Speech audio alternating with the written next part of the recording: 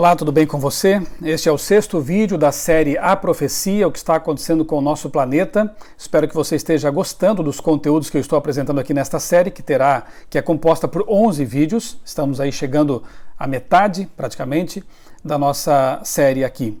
Eu acho que é um bom momento para a gente então parar um pouquinho e fazer uma rápida recapitulação do que já estudamos até aqui. Lembrando que eu sempre deixo aqui na descrição dos vídeos links para que você possa aprofundar o seu conhecimento acerca dos assuntos que estamos tratando aqui. Também vou deixar o link para os vídeos anteriores para que você possa acompanhar a nossa série, tá bem? Vamos lá, no primeiro vídeo nós tratamos sobre o revelador das profecias. Eu pensei o seguinte, né? De que adianta a gente estudar as profecias bíblicas se nós não conhecemos o autor das profecias e tampouco o livro que contém essas profecias? Por isso, eu procurei começar com esses temas. O revelador das profecias, analisamos os principais argumentos que nos dão certeza, nos dão confiança, pelo menos, de que Deus existe. Analisamos os argumentos cosmológico, teleológico, e eu deixei para você também um link para que você pudesse ler um artigo a respeito do Teorema de Gödel, um teorema matemático de lógica que demonstra convincentemente, sim, a existência do Criador, a existência de Deus. Espero que você tenha apreciado esse primeiro vídeo. No segundo vídeo, nós falamos sobre a revelação. Uma revelação milenar, ou seja, será que a Bíblia realmente é confiável a ponto de eu crer que as profecias contidas nela também podem ser confiáveis? E nós analisamos aqui alguns argumentos, como por exemplo, as antecipações científicas contidas na Bíblia. Vimos que a Bíblia não é um livro de ciências, mas quando fala em ciência, ela acerta em cheio, e isso certamente mostra muito sobre o aspecto da inspiração e da revelação divina que associamos com a Bíblia, com as Sagradas Escrituras. Analisamos um pouquinho também a arqueologia bíblica, evidências arqueológicas que respaldam o pano de fundo histórico da Bíblia e, portanto, nos dão também uma convicção de que a Bíblia Sagrada é um livro singular e inspirado por Deus. Portanto, um livro que contém profecias confiáveis, profecias que realmente antecipam o futuro com credibilidade, com confiança, com certeza. Nós podemos então confiar naquilo que estamos lendo e estudando. O tema seguinte foi a primeira profecia. Estudamos um pouco ali Gênesis 3,15, a primeira profecia que aponta Jesus como o Salvador, o Redentor, e falamos um pouco sobre o grande conflito entre o bem e o mal e por isso então a necessidade das profecias. Por que profecias? Porque Deus resolveu revelar o futuro. Porque Deus quis abrir esse túnel do tempo para que nós pudéssemos enxergar lá adiante e poder atravessar a vida com mais segurança, com mais tranquilidade, com a certeza de que a história da humanidade terá um final feliz, uma intervenção divina maravilhosa. E falando em intervenção divina, estudamos então em seguida as profecias messiânicas, que apontavam lá com milênios de antecedência a vinda do Messias, aquele que de fato é o centro das profecias, Jesus Cristo, aquele que é a culminação das profecias, porque praticamente todas elas vão do tempo do profeta até a volta de Jesus, o grande evento, a segunda vinda de Cristo, e isso a gente chama de historicismo. Daqui a pouquinho eu comento um pouco mais sobre isso, relembro você sobre isso, porque nós já estudamos o historicismo, mencionamos aqui nessa nossa série. Então estudamos aí as profecias messiânicas. Depois, a história do mundo num capítulo da Bíblia, foi o tema do vídeo anterior. Nós começamos aí a analisar as profecias de Daniel, depois iremos para o Apocalipse, e ao estudar Daniel capítulo 2, percebemos que é uma profecia bem básica, bem simples, o sonho do rei Nabucodonosor, e ela vai nos servir de base para que nós possamos depois construir as nossas paredes sobre esse fundamento seguro, ou seja, Jesus é o foco, é o centro das profecias, e as profecias mais simples nos ajudam a entender as profecias mais complexas que virão. Rapidamente, esses foram os vídeos que já tivemos aqui nessa série, foram os assuntos já estudados aqui.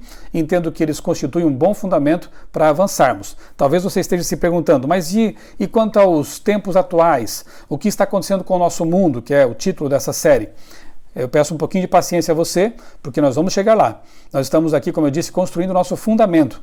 Estamos entendendo como a Bíblia funciona no aspecto profético. Estamos entendendo como as profecias de Daniel, anteriores a Daniel, as profecias messiânicas, a primeira profecia. Qual o foco dessas profecias? Porque as demais também terão relação com elas. E isso nos dará segurança ao tentarmos entender as profecias que virão ali no Apocalipse, por exemplo. Então, peço que você tenha um pouquinho de paciência aí, porque nós vamos entender detalhadamente o que está acontecendo com o nosso mundo. Mas, por enquanto, ainda estamos no nosso fundamento para termos segurança de que vamos entender bem essas profecias. Como eu disse a você, Daniel 2 serve de base para os capítulos 7, 8, 9 e o que vem aí pela frente. O livro de Daniel, como eu disse no vídeo anterior, é muito didático. Deus ele vai repetindo e acrescentando detalhes. E nós vamos entender um pouquinho mais sobre essa questão da repetição e do aprofundamento, né? Repetição e ampliação, com a participação do pastor Sérgio Santelli, meu colega de mestrado, ele que é pastor e também mestre em teologia. Pastor Sérgio, muito obrigado por voltar e que Deus o abençoe seu ministério. Obrigado por participar aqui também, contribuindo com os seus conhecimentos. O tempo agora é seu. Existem 3 chaves hermenêuticas que nos ajudam a entender corretamente a profecia escatológica, aquela encontrada em Daniel e também no Apocalipse. Vamos dar alguns exemplos. 3 chaves hermenêuticas. Primeiro, o paralelismo temático, que é caracterizado pela repetição e ampliação, ou seja, a próxima profecia sempre amplia e repete a anterior. Segunda chave hermenêutica, estrutura literária, na forma de quiasmo. É a letra grega chi, que é em forma de um X. É para destacar a unidade que existe entre essa parte da escrita da profecia e também o vínculo que existe entre as suas partes ali dentro daquela estrutura. E terceira chave hermenêutica, as conexões linguísticas. Quando aparecem palavras idênticas ou iguais em textos diferentes, nós podemos saber que há uma conexão temática ou linguística entre elas ali.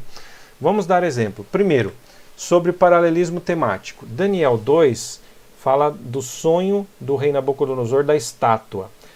E Daniel 7 fala de 4 animais que também representariam os mesmos impérios que iriam governar esse mundo.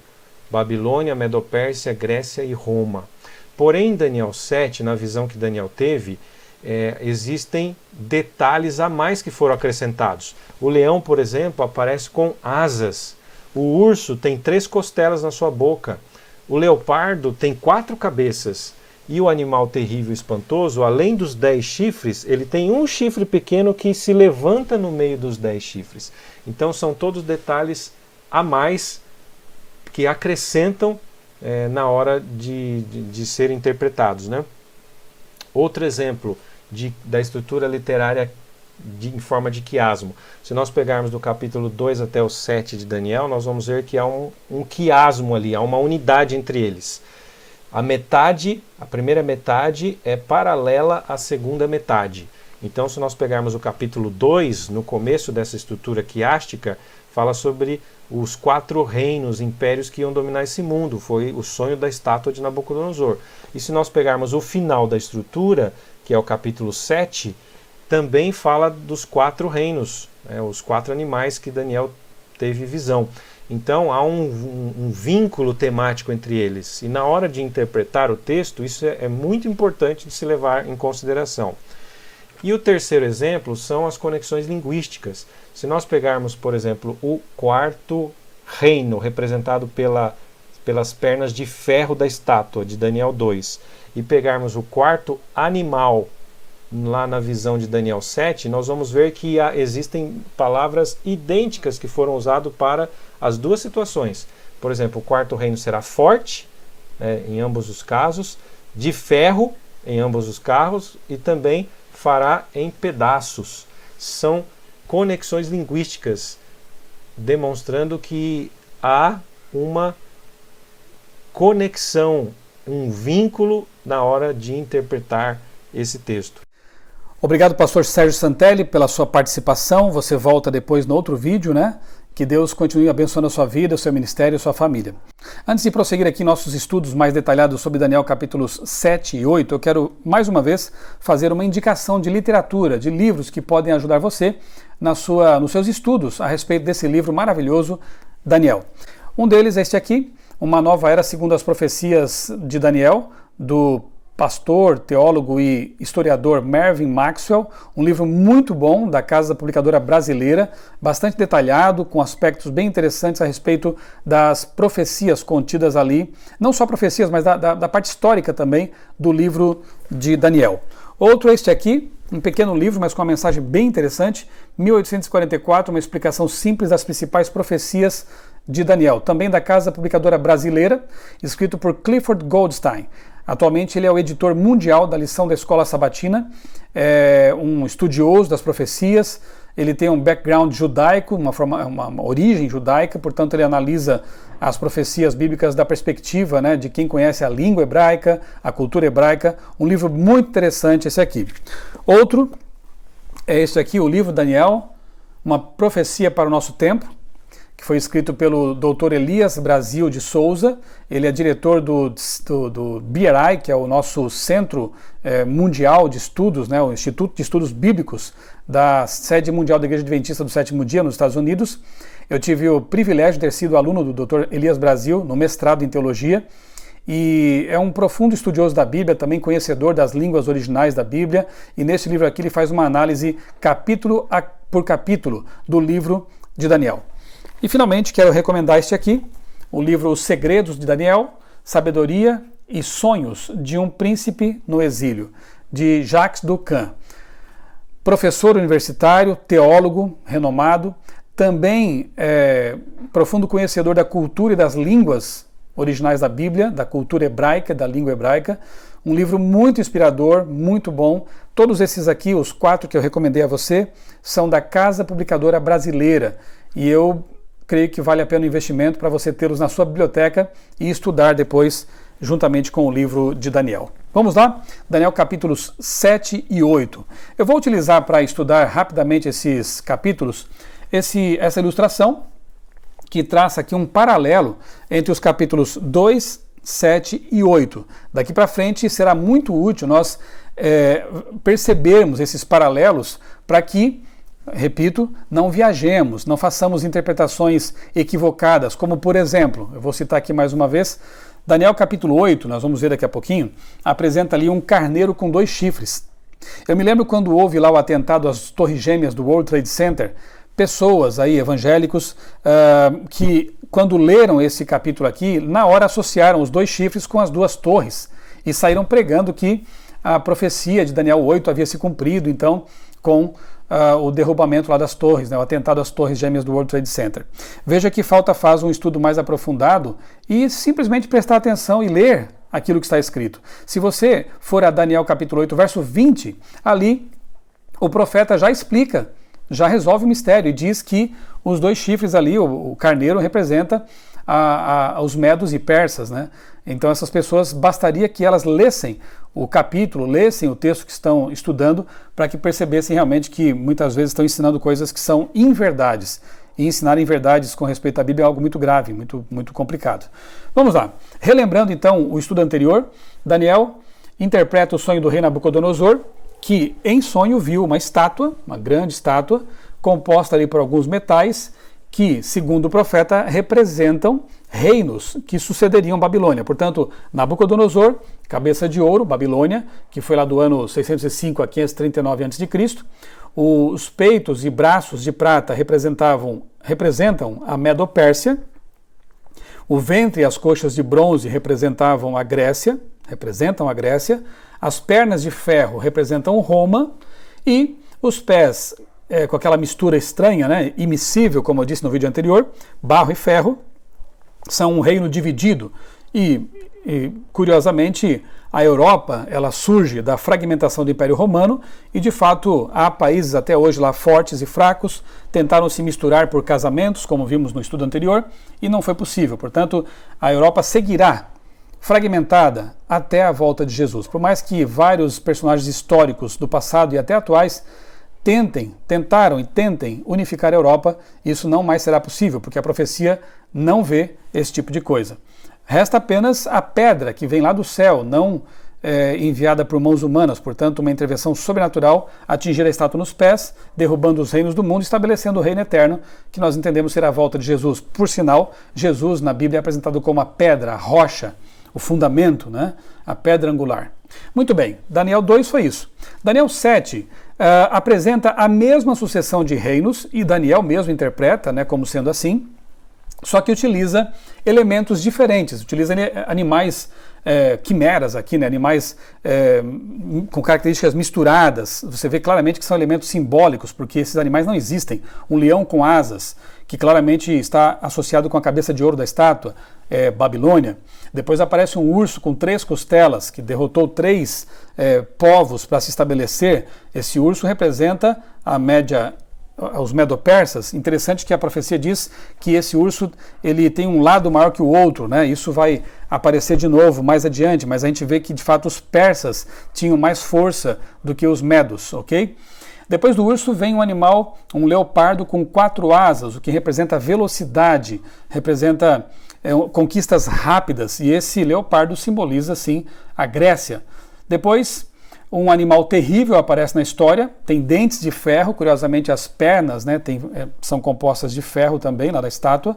Esse animal terrível, ele representa Roma, e depois aparece no cenário profético uma ponta pequena, um chifre pequeno a princípio, depois ele cresce, torna-se poderoso, um chifre que tem características interessantes, como, por exemplo, ter uma boca que profere blasfêmias, arrogâncias. Isso se repetirá no capítulo 8 e depois do Apocalipse 13, guarde esses detalhes. Um chifre que fala, profere blasfêmias, persegue o povo de Deus, né? No verso 25, inclusive, é dito que esse chifre, esse poder representado pelo chifre, note que animais e chifres representam poderes ou reinos, esse chifre ele perseguiria o povo de Deus e procuraria mudar os tempos e a lei de Deus. Então nós temos que olhar para trás na história e perceber que poder humano teve essa pretensão, essa arrogância blasfema de se intrometer na lei de Deus e tentar mudar os mandamentos de Deus. Esse é o poder, esse é o chifre pequeno aqui na profecia.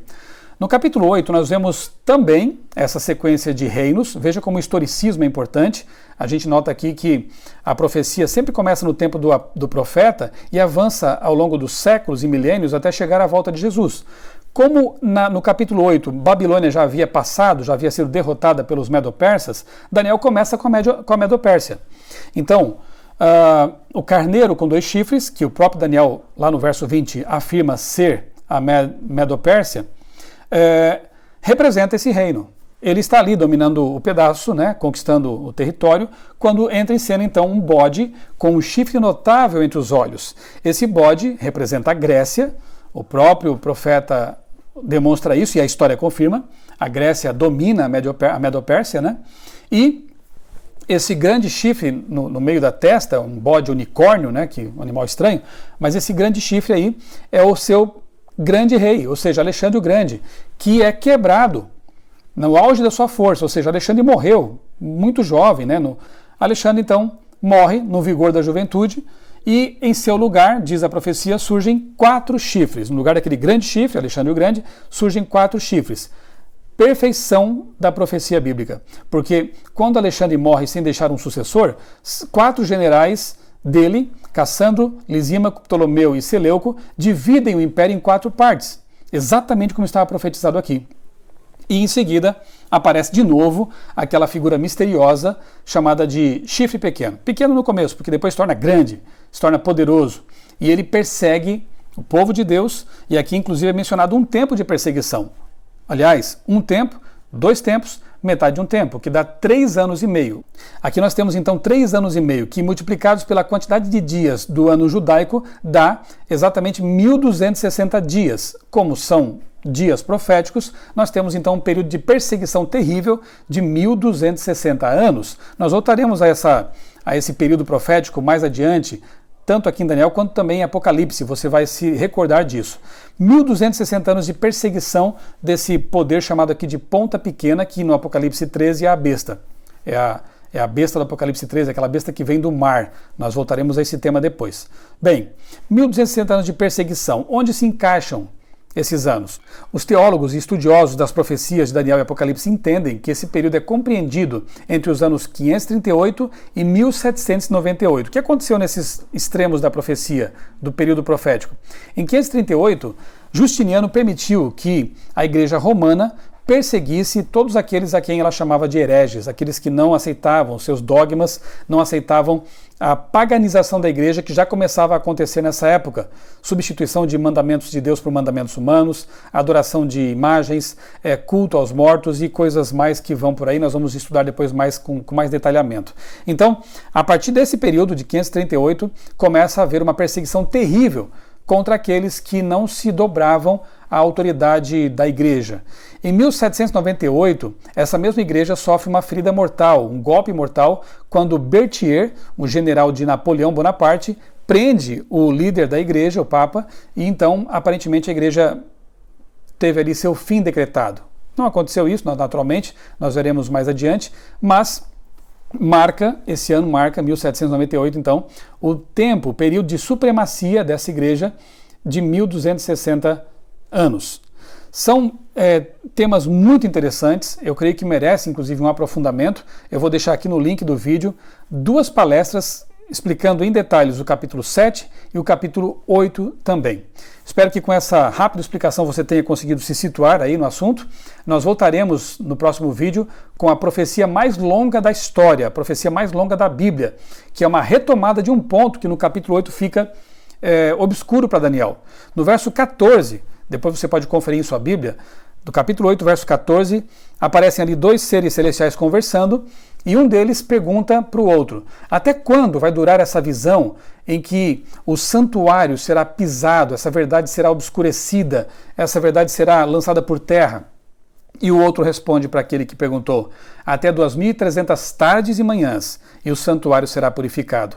Tanto Daniel quanto esses seres celestiais ficam intrigados, preocupados, abismados ao perceber que esse poder perseguidor, essa ponta pequena que vem lá do animal terrível espantoso, de Roma, esse poder romano, ele não só mudou os tempos e a lei, como ele usurpou de Cristo o seu ministério.